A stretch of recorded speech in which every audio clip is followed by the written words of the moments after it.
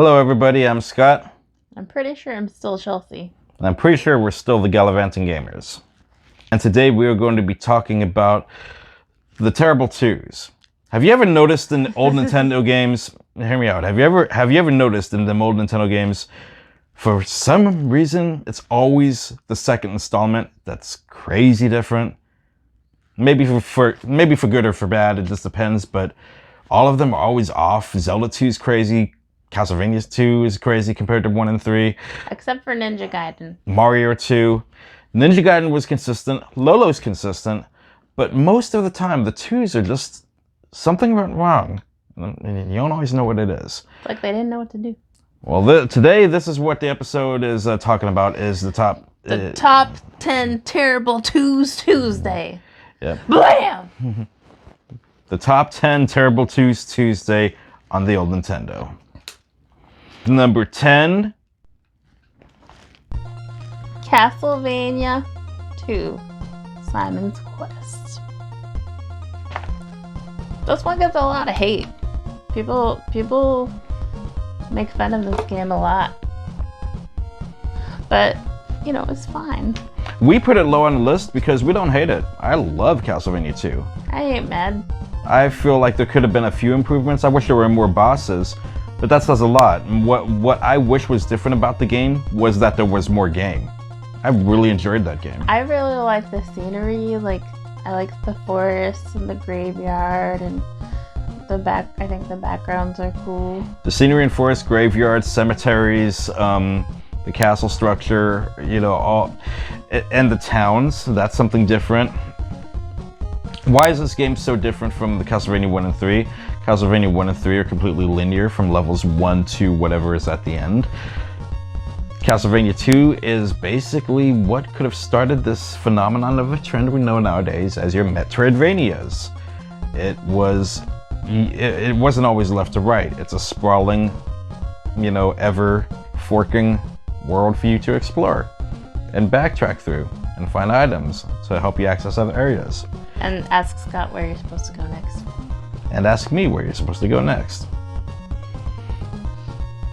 One of the considered downfalls of the game, which I personally didn't mind, but a lot of people do, is how cryptic it is. Everyone knows about kneeling in front of that wall now to summon a tornado, or kneeling by a lake to go underneath the lake. Yeah, there are some funny parts here. You know, breaking blocks. Some blocks appear to be there, but they're really invisible and you fall through them.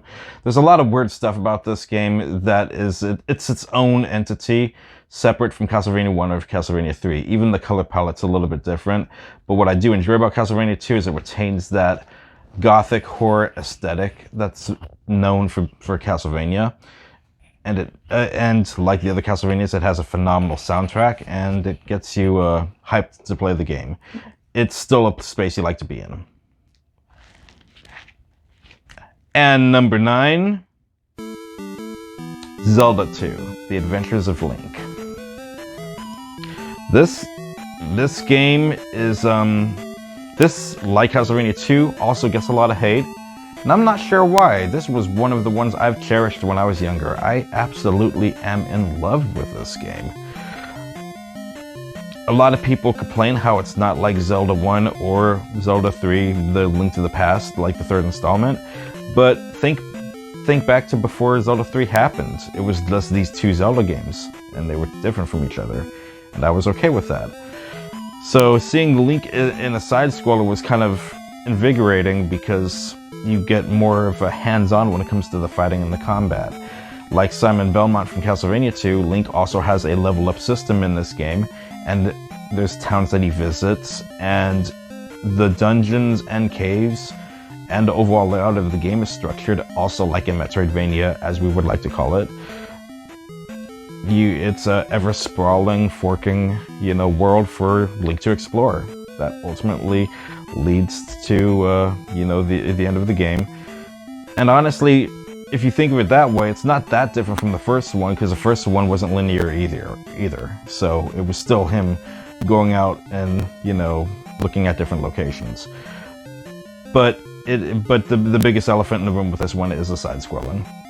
So, Me personally, I loved it. I wish this didn't receive all the backlash that it did. I think it's a great game, which is why it's so low on our list. We don't consider it that terrible. And it's gold. Yes, you gotta love the gold cartridge. Number 8. Metroid. Metroid 2 is one that's it's lower on the list because it's not that different from Metroid 1 and Super Metroid 3. However, it's different enough.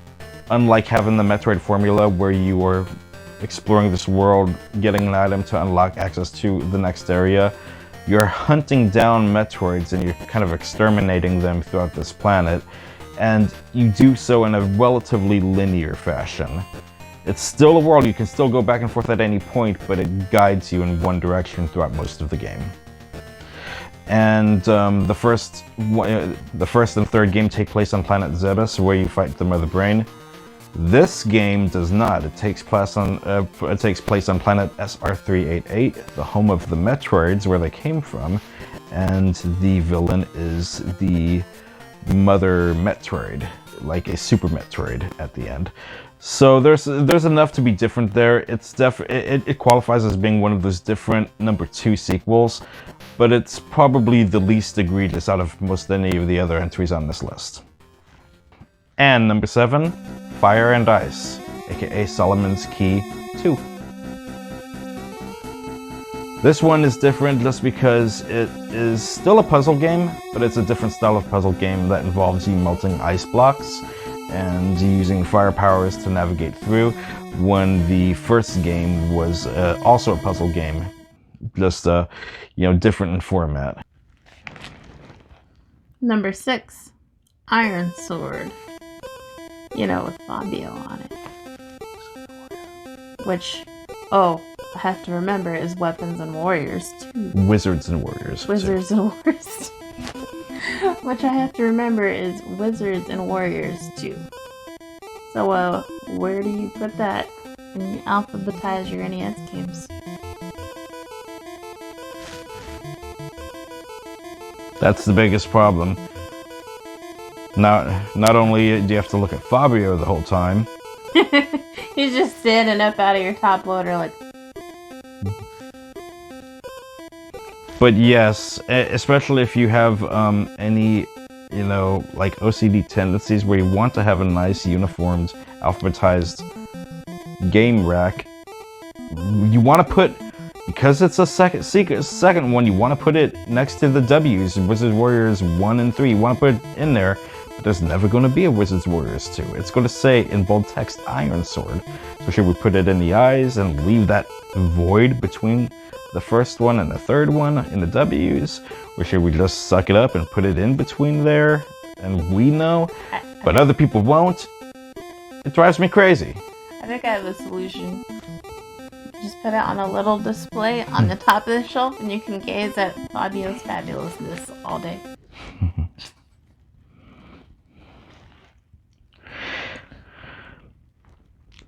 And number 5, Tetris 2. It's pretty much how I feel. I like Tetris. I love Tetris. We'll talk about that sometime. You showed me Tetris 2 and I didn't like it. And then I wasn't sure what was going on with the pictures. Like, why is there like Nazca lines back there? It was just kind of weird.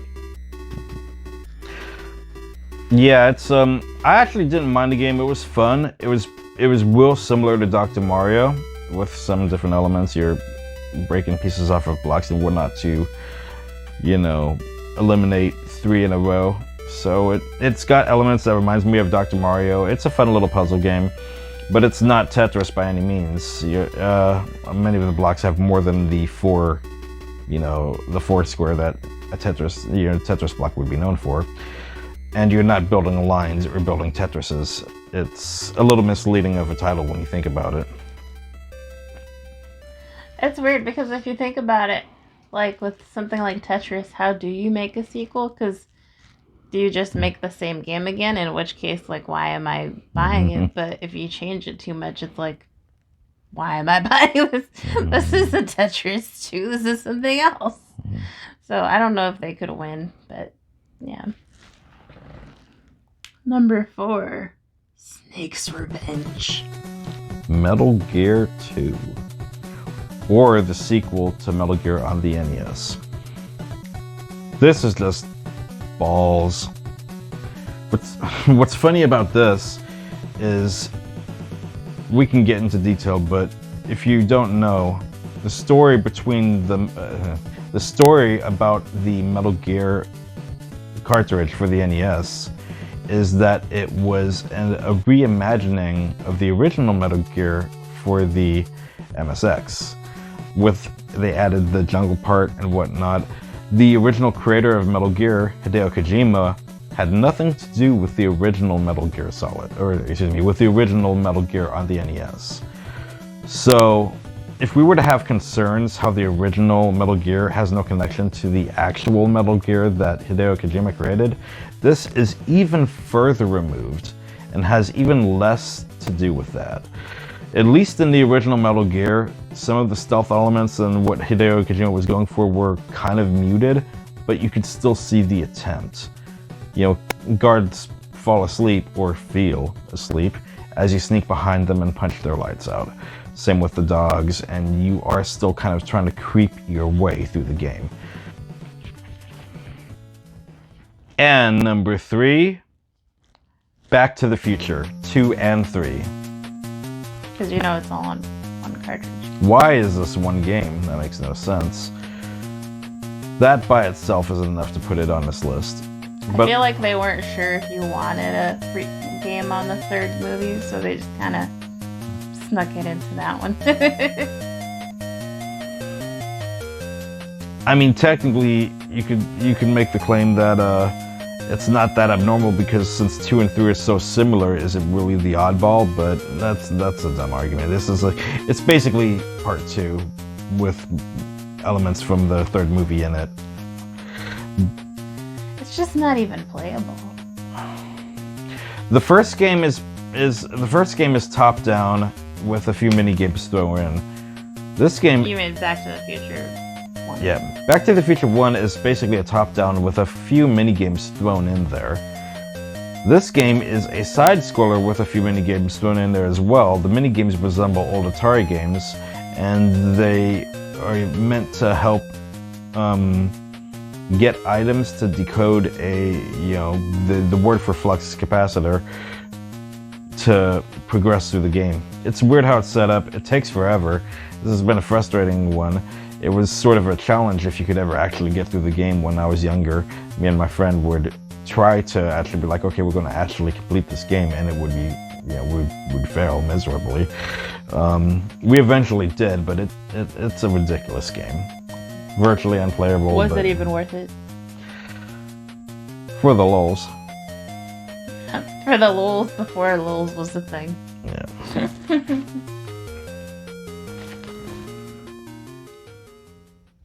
Number 2, Power Punch 2. Oh, this game. Power Punch 2. Basically, this was supposed to be Punch-Out 2. Taking after Mike Tyson's Punch-Out. That's what the game was inspired from.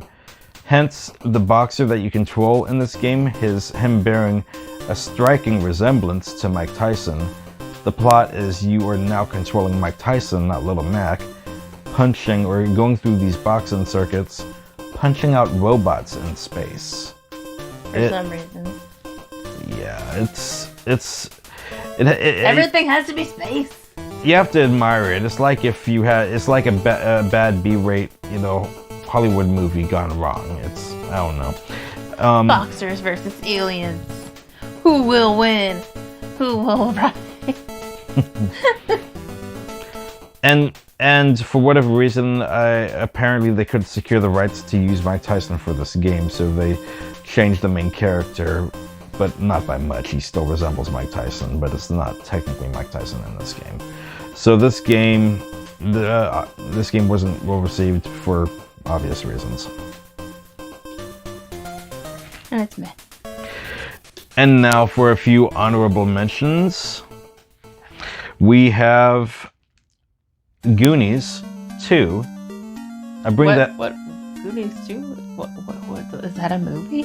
It's not the movie, and there was no there was no Goonies game for the NES. There was no Goonies 1. It exists in like Its an own alternate space. universe where there was no game about the actual Goonies movie, and there was no second Goonies movie, but there's a Goonies 2 game.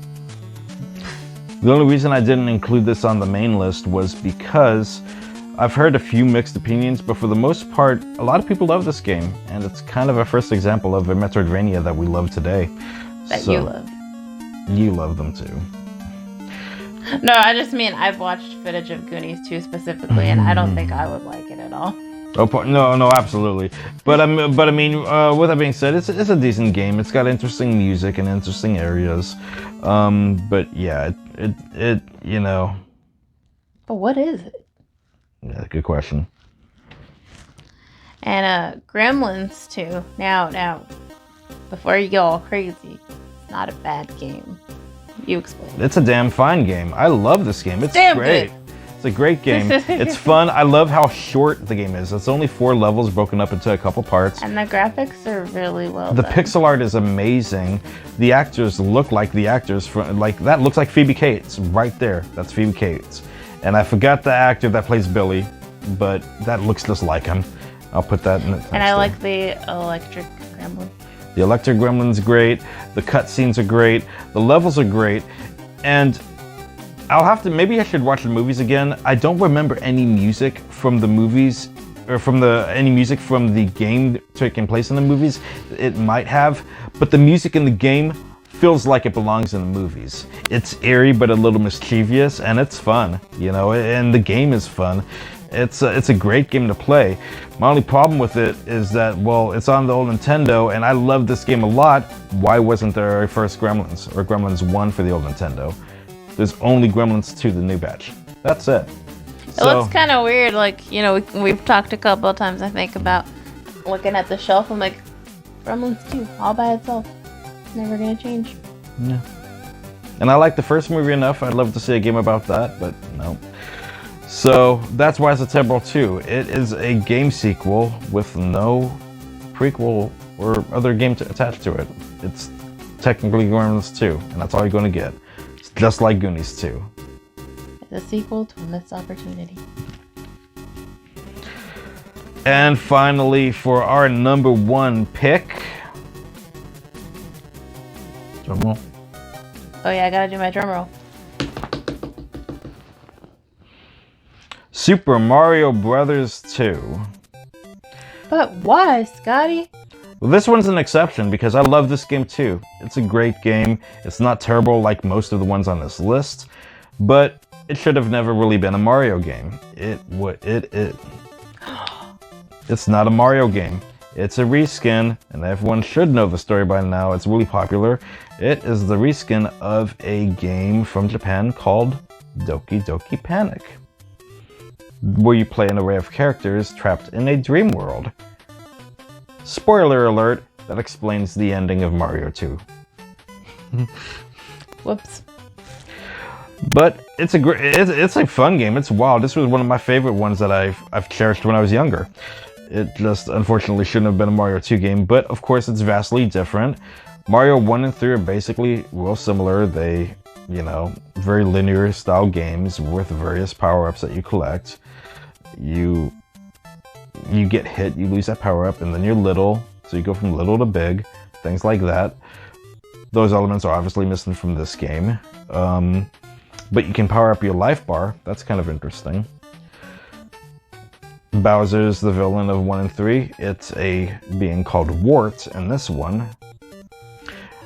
Regardless of this game being a reskin, it was influential enough that the enemies of this game would appear in the later Mario games and series. In our brand new Mario Odyssey, in our Mario, Marios that came out for the Wii, all these games will feature various enemies from Super Mario Bros. 2. So it worked out. It's just our number 1 because it's the most obvious different one. It's the one everyone thinks about when you think about a Terrible 2 game. Well, not, you know. Or a different sequel. Yeah. But yeah, help me out. I mean, we're going for alliteration here, but they're, you know, terrible twos. But I don't know how many of these games are actually, like, awful. But they're definitely oddities. I'd say the awful ones are going to be Punch-Out 2, Back to the Future 2 and 3, Snake's Revenge. Those are the ones that are truly awful. The other ones are playable, and some of them are actually quite fun. But awkward / confusing twos just doesn't have the right ring to it. Let me know what some of your favorite Terrible 2s are. Have we missed any? Is there any particular that you want us to talk about? Let us know in the comments. Please hit the like, smash... What? Go ahead and strike the like button, subscribe button, ring the bell, and we will see you in our next video. Bye. There's nothing wrong with Ninja Gaiden 2, though. It's perfect.